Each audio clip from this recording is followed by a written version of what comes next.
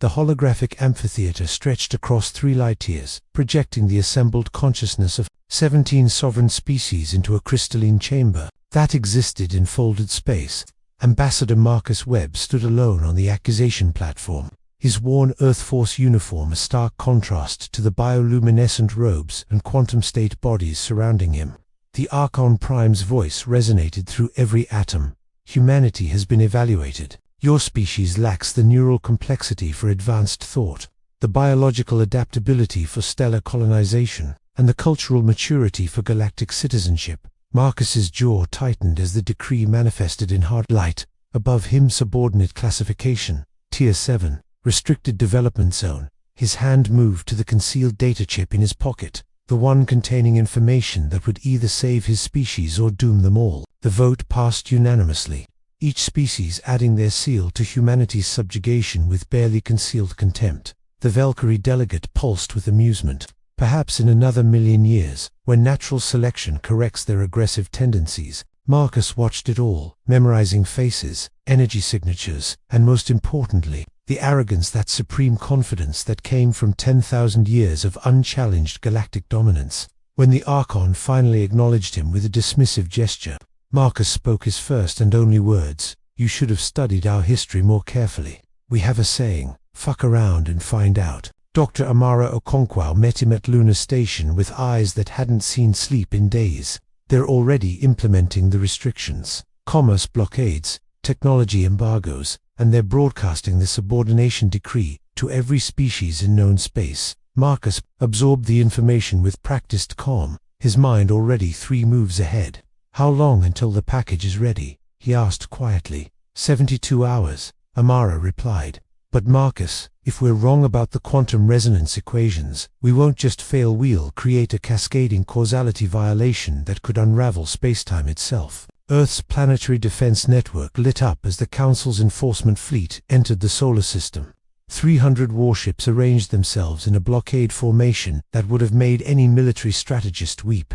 Admiral Chen Reeves stood on the bridge of the UHSF Indomitable, watching the tactical display with a smile that didn't reach her eyes. They think numbers matter. They think their superior technology makes them invincible. The Council's ultimatum came through on all frequencies. Surrender all military assets, submit to genetic modification programs, accept permanent governance by appointed overseers. Reeves's response was to launch every defense satellite directly at the enforcement fleet, not as weapons, but as a distraction for what came next. The quantum broadcast originated from a bunker beneath the Himalayas, where the accumulated knowledge of human civilization had been compressed into a single, devastating transmission. Marcus stood in the chamber's center, surrounded by holographic equations that would have driven most species insane. "This is either our liberation or our extinction," he murmured to Amara, who was making final calibrations. The machine hummed to life, pulling energy from Earth's magnetic field, from the sun's fusion reactions, from the quantum foam of reality itself. What the Council didn't know was that humanity's primitive quantum physics had taken a different evolutionary path, more chaotic, but ultimately capable of things their elegant mathematics couldn't conceive. The transmission launched at superluminal speeds, bypassing every firewall the Council possessed. The Archon Prime's consciousness screamed as the human data virus infiltrated the Council's central nexus. But it wasn't a destructive attack, it was something far worse. Every species suddenly experienced humanity's complete history, the tribal wars, the world wars, the nuclear brinksmanship, and most terrifying of all, humanity's uncanny ability to survive its own stupidity through sheer stubborn innovation. The Valkyrie delegate fragmented momentarily as it processed the concept of mutually assured destruction, a strategy so insane that no rational species had ever conceived of it. The Throne Collective's harmonious unity shattered as individual nodes absorbed the concept of individualism, of humans who would rather die than submit to collective consciousness. The Archon Prime managed to sever the connection, but the damage was done. Every Council species now carried the memetic payload of human thought patterns, rebellious and infectious. Admiral Reeves watched with grim satisfaction as the enforcement fleet's formation disintegrated into chaos, their ships suddenly executing contradictory orders as their AI systems struggled with newly introduced human military doctrines.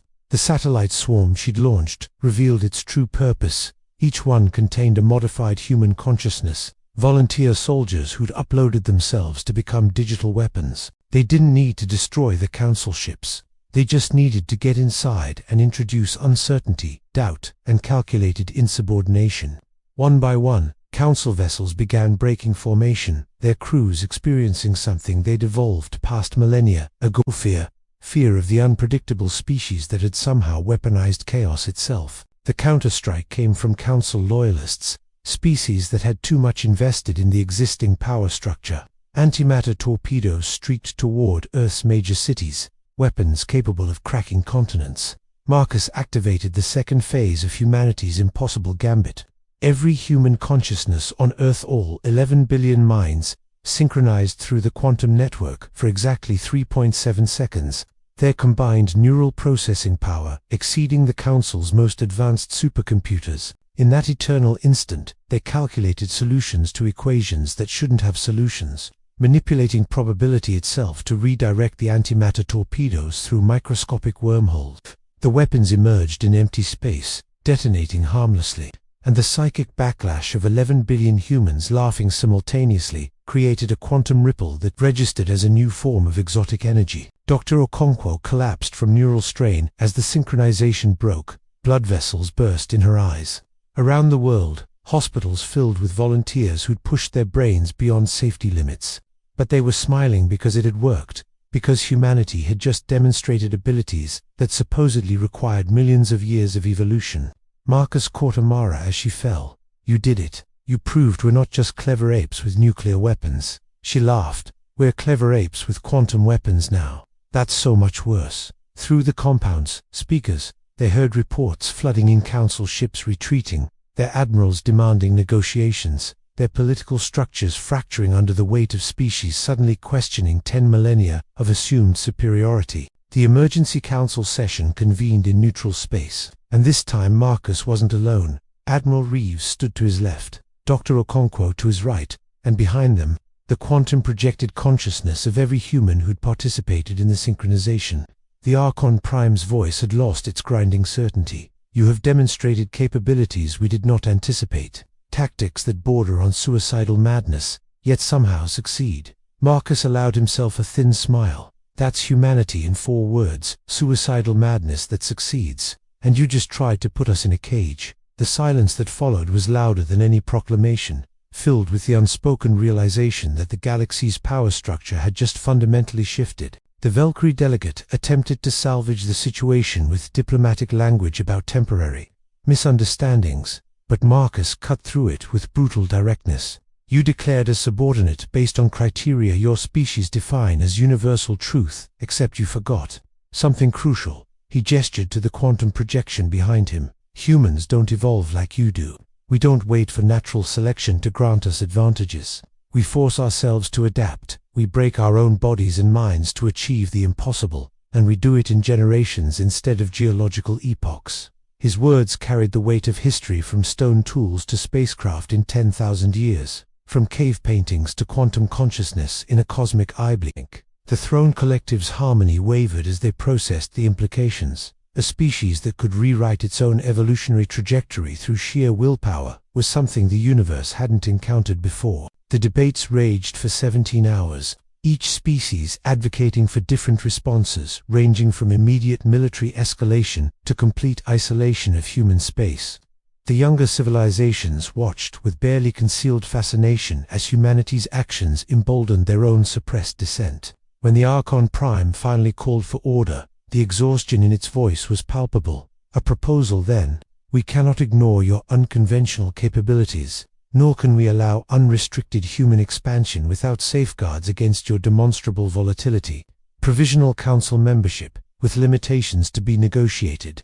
Your subordinate classification is hereby rescinded." Marcus should have felt triumph, but years of military command had taught him to recognize Pyrrhic victories. "We accept your proposal on one condition. The negotiations happen on Earth, using human diplomatic protocols, and every session is broadcast to every species in the galaxy." The demand was outrageous, forcing the supreme authority to operate on subordinate species territory. But what choice did they have? The Archon Prime's reluctant agreement rippled through the chamber. "Agreed. But know this, Ambassador Webb, the galaxy will be watching your species.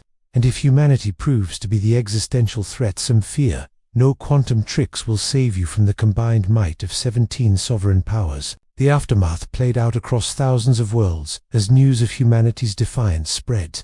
Species that had suffered under council authority for millennia suddenly saw possibilities their own scholars had deemed impossible: resistance, negotiation on equal terms, the right to chart their own evolutionary paths. Marcus received encrypted messages from dozens of civilizations, some offering alliance, others warning of assassination attempts. Dr. Okonkwo coordinated with xenotechnology teams to reverse engineer the quantum synchronization technology, trying to make it safer while preventing it from falling into hostile hands.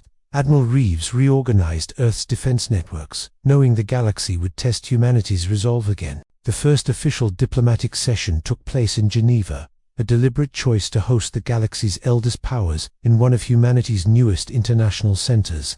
The Archon Prime manifested physically for the first time, its crystalline form refracting light in patterns that induced synesthesium markers wore neural dampeners just to look at it directly.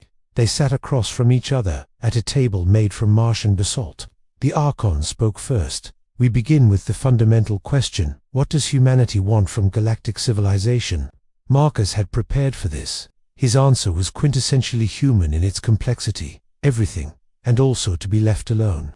We want to explore every corner of the universe while maintaining our right to choose isolation. We want your knowledge without becoming you. We want respect earned through capability, not granted through compliance. The negotiations ground through weeks of stalemate, with council representatives struggling to comprehend humanity's paradoxical demands. The Valkyrie proposed technological exchange programs, but humans insisted on unrestricted research rights. The Throne Collective suggested genetic modification protocols to reduce human aggression, and Admiral Reeves responded by demonstrating tactical simulations where aggressive humans defeated pacified humans in every conflict scenario, then asked coldly, "Do you want us as allies or as pets? Because we only do one of those." Dr. Okonkwo's breakthrough came during the third week, when she proposed a framework based on mutual deterrence rather than mutual trust, each species maintaining the capability to destroy the others, but everyone sharing too much economic and scientific interconnection to make conflict profitable. The treaty satisfied no one completely, which Marcus recognized as the hallmark of functional compromise. Humanity gained full council membership with voting rights, access to galactic trade networks, and unrestricted development within their designated territories. In exchange, Earth accepted monitoring stations in the solar system and agreed to share certain quantum technologies under controlled conditions. The Archon Prime sealed the agreement with its quantum signature. Let this mark a new epoch. The age of assumed harmony ends. The age of negotiated coexistence begins. Marcus added his biometric signature, and if either age proves unworkable, we'll improvise. That's what humans do best. 6 months after the treaty signing, Marcus stood in Lunar Station's observation deck, watching Earth rotate beneath him in blues and greens and whites. Ships from 17 species now moved through human space, bringing trade, cultural exchanges, and the seeds of future conflicts. Dr. Okonkwo joined him at the viewport, her eyes still showing faint neural scarring. They're already forming factions: pro-human bloc, anti-human coalition, opportunists waiting to see which side wins. She handed him a data slate, showing preliminary intelligence reports, conspiracy theories about human infiltration, black market trade in human neurological templates, xenophobic movements on both sides. Marcus absorbed it all with weary acceptance. We won the battle, but we've joined a war that's been running for 10,000 years. Admiral Reeves's message reached them moments later. Unauthorized quantum signatures detected in the Kuiper Belt, matching the energy profile of Council Black Ops teams. Marcus looked at Amara, saw the same calculation in her eyes. They'd need to keep pushing humanity's capabilities forward, need to maintain the edge of unpredictability that had saved them. "Gather the team," he said quietly. "If the Council wants to test our resolve again, let's make sure we have some new tricks ready." Amara smiled that dangerous smile. "Actually, I've been working on something. Ever heard of retroactive causality manipulation?" Marcus laughed, despite himself, despite the weight pressing on his shoulders. Humans, pushing boundaries that shouldn't be pushed. Some things never changed. The final Council report on humanity concluded with an assessment that would echo through galactic politics for generations. Humanity represents a statistical anomaly, a species that achieves, through force of will, what should require evolutionary epochs. Their inclusion introduces unprecedented volatility, but also unprecedented opportunities. Recommend continued observation, cautious engagement, and perpetual readiness for the possibility that they will once again exceed all projections. But in the underground networks, in the rebellious species who saw humanity as proof that the Council could be challenged, a different message spread. They tried to control us. Now they fear what they've awakened.